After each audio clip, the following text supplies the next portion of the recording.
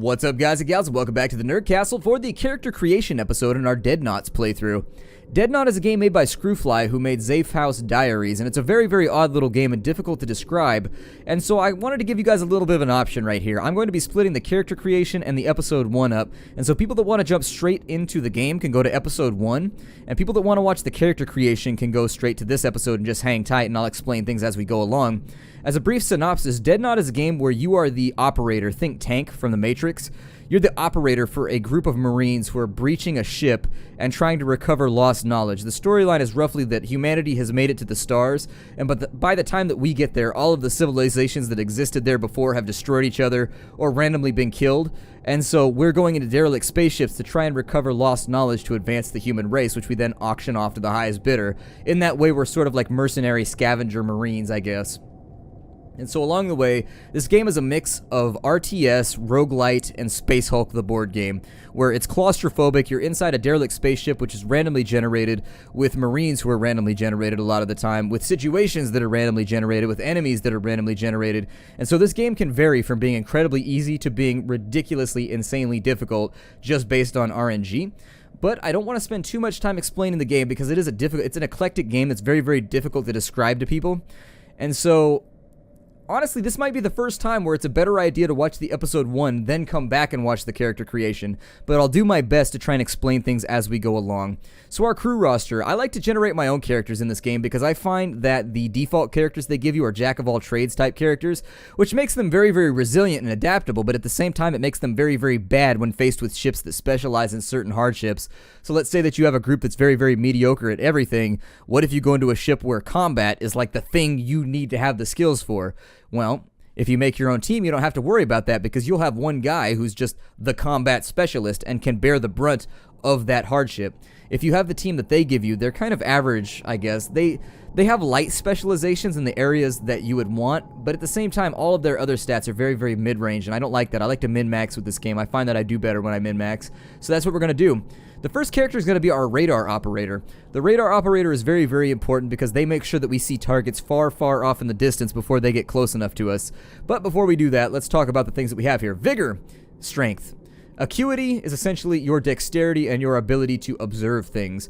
Think of it as your perception skill. Wits, your ability to deductively reason your way through problems and have a strong intellect. And grit. Grit is your ability. Grit is kind of, I actually think they should rename this charisma. Grit is kind of like weirdly named right here, and it makes you think that it's like a constitution stat. It's not. Grit is your ability to survive through hardship, but it doesn't affect your HP or anything like that. It's your ability to mentally make it through a hard situation like combat. So grit affects your character's emotional stability and their ability to endure mental hardship.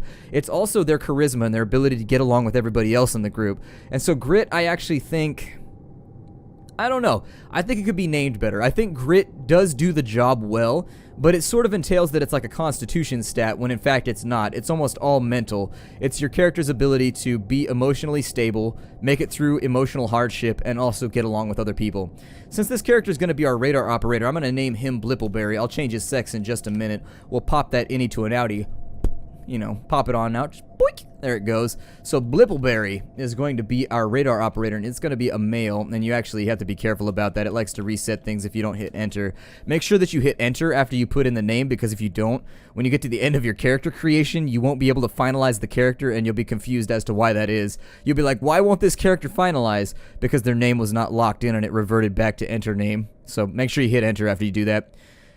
Down here, the skills. Investigation, exactly what it sounds like. It's your character's ability to make it through like a situation, be faced with a problem, investigate it, and figure out what it represents.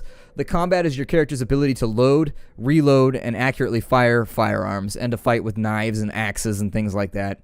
Protection. Protection is kind of an odd stat. It's for the character in your group who projects fields. So later on in the game, you'll get a suit that projects shielding fields over everybody else. That's what protection does. Protection affects your range and the strength of the shields that you project over the other people in your group. Detection. Very, very, very important, and that's going to be Blippleberry's stat. Detection is your ability to operate radar equipment and sonar equipment.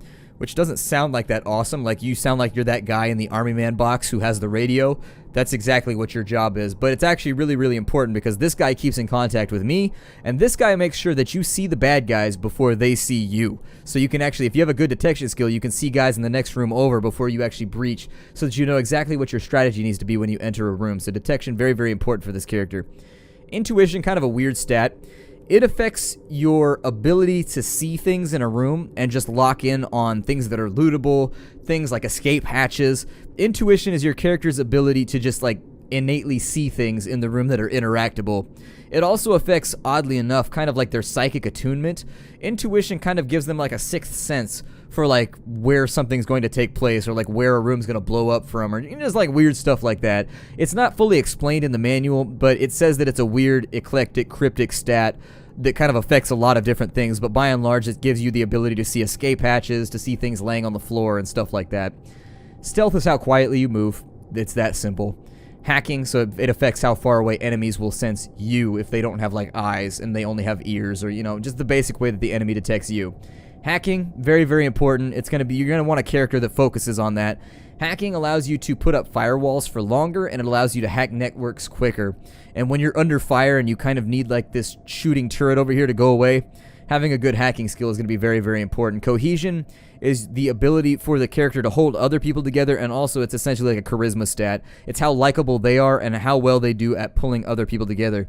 At a later point, this game is in early access right now, but at a later point I would love to see mouse overs for all of these that explain what they do, to keep players from having to go and read the manual. It's kind of an old school thing, and since the manual is up on like a weird old school like 1980s website, it's a presentation thing. I would like to have tooltips in the game where you can mouse over them. I read the manual because the game has no tutorial, and so if you don't read the manual for this game, it's going to be very, very confusing. On top of that, I watched somebody else's LP to kind of teach me how to play the game.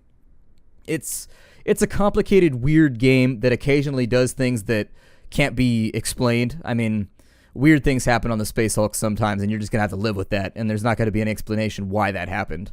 And you just have to live with that fact. So be aware that every now and again somebody will die and you'll be like, why did that happen? And you'll have to go back to the manual and look at this thing on like page 25 and figure out, what happened. But anyways, let's assign our stats. From a pool of 30 points, it costs us 2 stats to put anything in. I'm taking it a little bit slower with this first character because I have to explain all these things. The characters that come after, we're going to fly through very, very quickly. So if you feel like I'm being over verbose, all of the characters after Blippleberry, we're going to fly through very, very quickly. So for a character that runs the radar, you want to have a 3 in acuity, I think. That's where like my sweet spot is.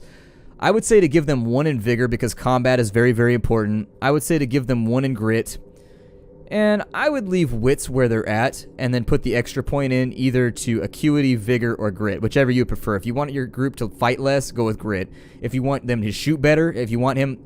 For me, I assume all these guys are Marines, and so I like them to have a baseline combat level. Usually I put it into vigor, personally, because that just makes them better at fighting, and sooner or later, everybody in your group is going to end up in a combat situation. They are going to be in an engagement eventually, even if they're the radar guy. It's going to happen, so you might as well deal with it now. If you wanted to have a really, really good radar operator, you could go with another level in acuity. That is an option. He's already got a decent combat skill at 2 vigor, so it's something you could do, and it would make him better, so that's probably what I will do. I'll make this character very, very good at just operating the radar with a little bit of combat skill and a little bit of sociability. We go to the next phase of his life. You'll see that he's aged by 5 years. He's now 5 years old, and we have to decide what happened to him during his childhood. This is kind of a weird menu, and I tend to leave it all random because it all doesn't really affect much anyways. It kind of does, but it kind of doesn't. Like, they'll survive through it. But an explanation of what this is essentially how does this character deal with being alone? Do they freak out when they're alone, or do they do very, very well when they're lone wolfing? When they're in a room that's been very much destroyed, if the Space Hulk is falling apart all around them, do they react to that negatively, or do they react to that positively? If they're in confined spaces, do they freak out? Are they claustrophobic? Or do they deal with that well and they get a bonus from being in a tight space? They like that kind of weird, I don't know, that very, very weird, I don't know. You know what I mean? Like when you're a kid, you like being wrapped up in blankets. You like being in tightly coiled blankets. Like when I was a kid, I would grip the blankets around me really, really tightly because it made me feel safe. That would be a positive reaction to being confined, whereas a negative reaction would be claustrophobia. You freak the hell out. So there's death. So when they see a dead body, does that freak them out, or are they okay around dead bodies? Combat, do they like combat, or do they hate combat? I tend to leave these all on random because each of these costs 1 point to put into positive. So I tend to leave it on random. It makes the game a little bit more variable. It makes the game a little bit more interesting because at the beginning of each playthrough, you've got to look and see where the game has randomly put these stats and figure out what person is good at, and it leads to some interesting situations. So I tend to leave it all on random, and then I just focus my stats more to make my life easier later. Let's move forward. We're going to leave everything on random with this character. His early education. He's now 11 years old, so he's like in the 5th or the 6th grade. What do we want him to be trained in? We can send him to different schools, so I assume that the world at this point in the future has now become kind of this weird dystopian future where everybody's trained for whatever their job is from the age of like 11. It's like an apprenticeship. This character, because we want him to be very, very good at detecting things, this character's career is going to start in the Star Scouts, which is basically the Boy Scouts. You will see down at the bottom that he gains 8 points to detection. He's now into the 21 region, which means he's very, very good at detecting things. Above 30 means that they're exceptional at detecting things, but once you're into the 20s, you're pretty good at something. You are decent at it, essentially. We'll move to the next phase. He's now 21, and he's in his early career. We get to decide where he goes in his early career. A solid choice for just about anybody is weapons and tactics. If you want to move their skills around in different areas, weapons and tactics is a good call. Weapons and tactics means that he'll get 8 points to combat. A 25 in combat is absolutely suitable for most characters unless they're going to be front line. 25 in combat means he knows which end to point at the enemy. He can aim very, very well out to like 20, 30 yards. He's a decent shot. Well, I'd say 10 to 20 yards. He's a decent shot. And he's not going to freak out in combat. He knows how to reload a weapon. He knows how to field strip a weapon. He knows how to shoot. He knows how to aim. He knows how to fight. He's probably had some combat experience. And so I tend to put almost every character into the combat academy during their early career because I assume they're Marines, so that works out fine. What we can do right now, though, is we're out of points, so we need to take a flaw. The flaws are just like you would expect them to be from other games. They're things that set this character back, but give him more points to spend in a late career. So we've got Short Circuit. This character randomly short circuits everyone else's gear. Nobody knows why, he just does. Siphon. This character likes to skim off the top of all of the funds that we recover during the course of our mission. So when money's available, he's probably going to be skimming off the top. If there's a pile of money in the middle of the room, he's going to want a bigger share just to keep doing his job. Suspicion. This is kind of an interesting one. If you leave a character alone with a character with a suspicion stat, the character that gets left alone, so let's say that we leave somebody with Blippleberry will mess with them the whole time and like just kind of mess with their mental state. It means that he likes to play practical jokes. He likes to cultivate suspicion among the other character. He'll be like, hey, I heard that blah blah blah was talking about you behind your back. It's everything from practical jokes to downright just like messing with somebody and kind of screwing with the internal group dynamic. Bad vibes means that everybody hates him, and he just gives a bad vibe. He's very kind of like molestery, I guess. It seems like he drives a van around with tinted black windows. Porcelain means that when somebody takes damage, they freak the hell out. They can't handle that. When damage starts being distributed, this character is going to crumple like a piece of tinfoil. Stimulated, this character is a drug addict and very much deals with their problems by medicating. If you take Stimulated, in-game, there will be these stimulants that you can give to characters, and you can monitor their mental state. If their mental state is falling over when faced with a certain task, you can give them an injection which affects and makes them better at that task so that they have a less of a chance of failing. Stimulated means that this character is going to use drugs whenever the hell he feels like it, so if they have stress, they stick themselves in the arm and get high. If there's combat, they stick themselves in the arm and get high. Essentially, they get high when standing in an empty room. Basically, this character is a drug addict, and they're going to inject their stimulants at any time, and you're not really going to know why. Now, they tend to do it when they're kind of inflicted with stress, so it actually turns out being kind of a boost because it saves you a click a lot of the time. Like, I take Stimulated a lot of the time because the stimulants are only minimally useful anyways. They're useful if you can time it right, but largely by the time you realize you need a stimulant, things have already gone wrong to such an extent that it's probably too late to apply it anyways. And so Stimulated actually means that half the time they'll probably inject themselves right when you would have done it anyways, and so it's not actually that bad of a stat. If you need 10 points, Stimulate is not a bad choice. Attention Seeker means that this character gets focused on by enemies. He's a tank. Signal to Noise, it's hard to explain. I'll explain it once we get in game. I probably won't give that to anybody. It's a bad stat. That one hurts you a lot, but I'll explain it once we get further into the game. Selective Deafness, also a terrible one. Don't take it. Selective Deafness means that occasionally your character will just ignore a click. And you better hope that it's not a very, very important time for them to ignore a click, like you need him to flank and shoot this guy in the side of the head, otherwise that guy is going to kill your whole party. Selective deafness can be very, very dangerous sometimes. Memory lapse, not really sure how it works. Occasionally there's a combat log up here in the top right-hand corner of the screen once you start playing the game where your characters will talk to each other. Every now and again your characters will be like, "Aw, damn it, Blippleberry forgot to do this." It doesn't seem to affect anything, so I take memory lapse a lot because it doesn't really seem to do much. On the back end, there's also things that cost you. There's another one down here called likable, which makes it so that he's just a likable guy. Unlikable, I don't know how that differs from bad vibes. I think it just makes it so that in their interactions with singular characters, there's a greater chance to come out negative, whereas bad vibes means that just everybody hates them. I'm not sure. It's weird. You can also give them no, you can only give them one. Okay, so you can give them one per life experience. I'm going to give him memory lapse for now, and we'll go to late career. This character's now 31. And I'm going to point out that approaching the age of 30, I don't feel like I'm in my late career right now, and that's actually sort of depressing. But anyways, at the age of 31, we can now send him to a new school, an officer's school, essentially. If we really wanted to send him far, we can give him post-career wisdom, which is pretty good, but we'll check that out in a second, but we probably won't take one. This time we're going to give him sensors and signals so that he gets up to 30 in detection. That means he's got a solid skill at detecting enemies. He's reasonably decent in combat. You can send him to the same school back-to-back if you want. Like, I could send him to Sensors and Signals, then go to the next part and send him to Sensors and Signals again if you wanted to have a really, really high detection skill. Just little things to be aware of.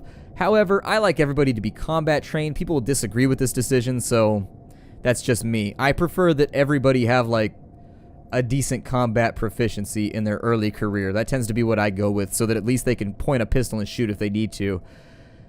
So, oh, it's going to make me retake this again. I'm going to give him memory lapse. We'll go to the next one, and then we're going to send him to Sensors and Signals School, which is going to put him right about 30, which means that he's exceptional with that given thing. If you can get up to 40, that's kind of a big deal, but you have to take a whole bunch of flaws to get to 40, so we're going to finalize this character and create a new one. Blippleberry is done. This next allocation is just going to be very, very quick because I'd like to keep this episode to around 25 minutes. I've already explained what everything does, so I feel like we could fly through this. The name of this character is going to be a ranged combatant. So I'm going to name this character Bucka-Barrel because he unleashes the bucka. So we'll go with a lot of vigor on this character because we want them combat skills. We'll give that a little bit of acuity, a little bit of grit, and that'll put us right to where we want to be with cohesion. In the next phase, actually acuity might not be the best choice. What did acuity do for me? Acuity bumped me up on, well, we could go more grit right here to increase cohesion and increase combat skills. If we were going for a pure shooter, I think that we'll go with acuity for right. Actually, no. We'll go with, oh, we're already evened out. I'll keep it in acuity for right now so that the intuition's a little bit better. It's good to have an intuitive character.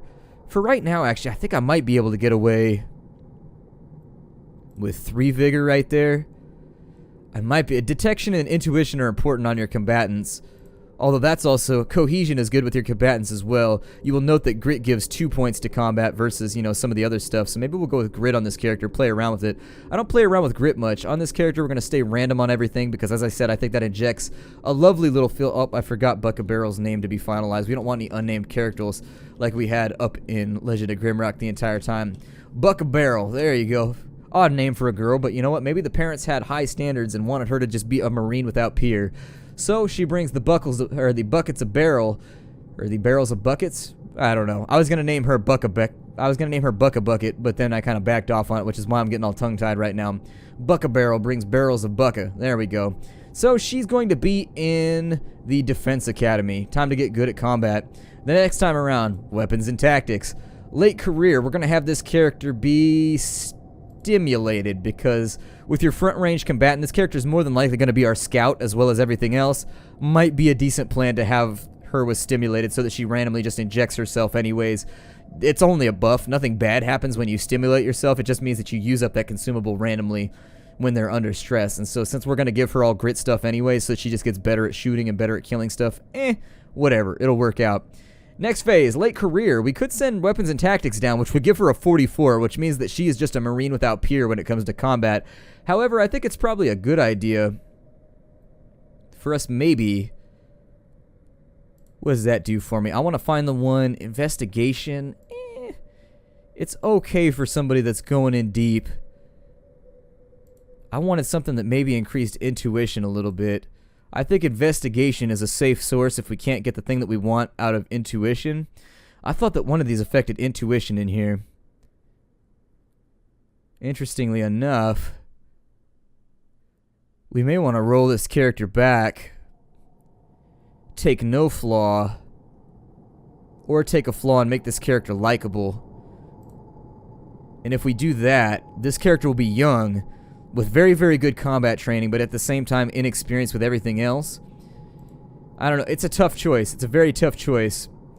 Or we may want to go early career to increase... It actually looks like there it is, intuition, cultural awareness. We may want to rearrange that slightly and then go weapons and tactics right here. From there we'll go with stimulated, and into the next phase then we'll make up for the weapons and tactics, so that this character is intuitive to at least a reasonable extent and also has very, very good combat skills. I'm happy with that character as a combatant. That's what we're going to go with. Time to create a new character. Let's go. Third character. Third character is going to be our... Oh, I don't know. I don't really know what we should do with this character right here. Obviously, we can only have 5 slots, so we want to allocate things in accordance with what we need for our group. Our next character is probably going to be a hacker, would be my guess. And since the last one was female, we'll go with a male right here for this character. We have to come up with a...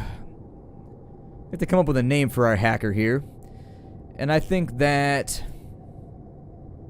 I'll probably name this one Coderella. There we go, which is an odd name for a male character, but we'll just assume that it's like a boy named Sue. This character's parents wanted him to be tough, and so what we need for this character is intelligence. We'll go 3 in right there so that this character gets better at hacking.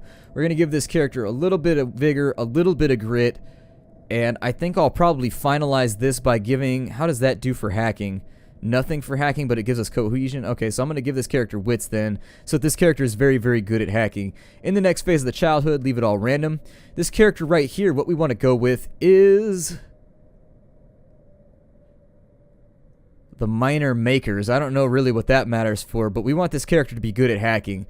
Second phase, we're going to do the same thing. We're going to go for combat training, just so this character is a very, very basic Marine at the end of the day. Probably go with stimulated on this character too, because it's a very, very good throwaway stat. I prefer it over a lot of the other ones. Memory lapse, also a decent stat to take if you're thinking about kind of moving things around. We'll go with stimulated. And then for right now, in the late career, I will more than likely go with a little bit more hacking skills with this character. Let's go for late game wisdom. Let's make this character an old school hacker. Let's go for memory lapse on top of that. I rarely do wisdom, so I'd like to look at these. So it looks like the savior increases cohesion. The ghost increases stealth. I very rarely use these. The general. So combat protection and detection. That's actually kind of an interesting stat to take somebody into. If you wanted to have somebody that's very, very good as a point man, I might consider that for Buck-a-Barrel. Keep track of the stats. I may do it later on. Intuition, still a very, very good stat. Wow, the Visionary is that good? The Visionary gives a huge amount of intuition. I might actually move things around a little bit better. I'll probably go with the Brain. Yeah, let's go with the Brain on this character. That'll make them very, very good at investigation and hacking. So we'll have this character investigate dead bodies. Coderella's all taken care of. Instead, I might have Buck-a-Barrel be older too. Just have Buck-a-Barrel use stimulated. And then in the late career, we'll take stimulated one more time. We already take it. We already took stimulated. We'll take memory lapse. I think that makes them cancel orders randomly, like in the middle of an activity or something. I'm not sure. We could probably go with Siphon on somebody. I don't think we took Siphon yet, did we? Yeah, we only took memory lapse over there, so I'll go with Siphon on this one. So this character will skim off the top, but... Buck-a-Barrel, where you at? There we go. We'll take Siphon right there. And I actually think that's a good idea, because we can take a huge boost to intuition right there if we wanted to, the Visionary, so that intuitively this character just knows how to make it through and like see random things laying around, since this character is more than likely going to be on point. We could also go with something like Cohesion to guarantee that this character is good at holding everybody together. Or we could go with something a little bit further down the list. Let's see, the Visionary I think is what I was leaning towards. Let's do that. Our point man will be our point lady will be very, very good at seeing things off in the distance. This character will be a Brain. It's a good idea. I mean, there's a lot of throwaway stats that you can get in right here. So we've got a hacker, we've got a scanner, we've got a fighter. The next thing that we need somebody to hold the group together. And this is going to be kind of a general purpose character who has a very, very high cohesion stat. So we'll go like basic stats right there. Go with a little bit of grit, which is going to make that combat stat very, very high by default, which means we may not need to go very high on other stuff. We may be able to make this character good at protection. Where is protection at?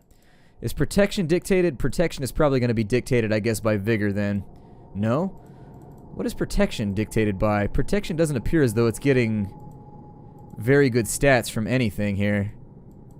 Huh, protection must be just like a late game thing that you apply. So go for a little bit of grit right there. Probably go for a little bit of vigor. Well, more than likely, if you have a choice between acuity and wits, you should always go with acuity. Wits tends to be a little bit less important unless you're the hacker. If you're the hacker, wits becomes important. But if you're doing any other job, I would just go with acuity. On this side, with 20 points remaining, you will see a pattern here. I always end with 20 points. Cultural awareness, not going to be important right now. Protection would probably be what I would put this character into the role of so that later on she can run a protection suit or he can run a protection suit. I would probably say that... I guess, I don't know what I should name this character. Shields. What do shields do? This is usually my thought process for when I try and come up with names. What does a shield do? We got a lot of people with B names in here, so I'm a little bit worried. But this character is going to be half combat, and this character is going to be half shields. So shields, do they make like a buzz noise or like a zap noise? Ooh, I don't know.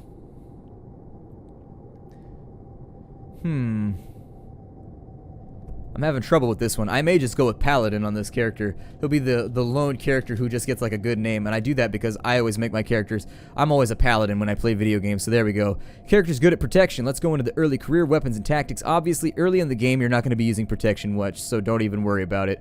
Protection is earlier on in the game. This character will probably go with stimulated like we do with everybody else to get to the late career. After we have the tactics intervention, we'll go with support, defense, and logistics right there. That will take this character a little higher up. We want a character that's going to hold everybody together too, so I'll probably go with this character. Suspicion. This character is always going to be in a group, so suspicion might be good. We'll go with, over on this side, I'm trying to make a group that's kind of going to mess with us along the way. So as a 46-year-old, this character is now going to have... Let's see here. Probably the general would be my guess, although I did want to have some cohesion stats too. I may go with something that allows us to get along better, like the savior.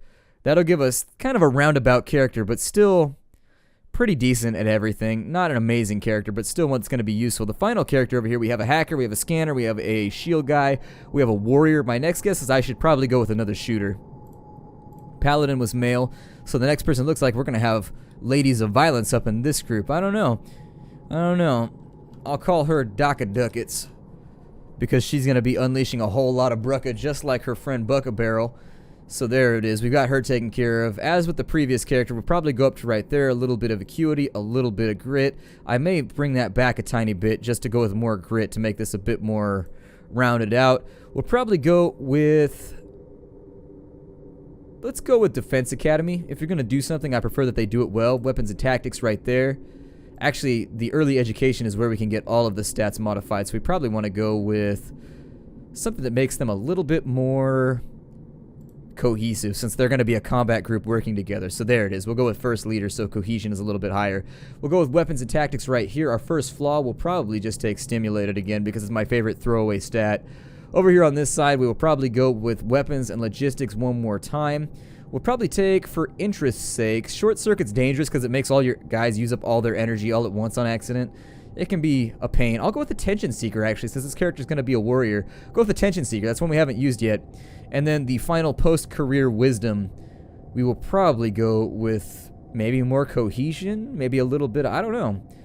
I think that right there might not be a terrible decision. Intuition might not be terrible either.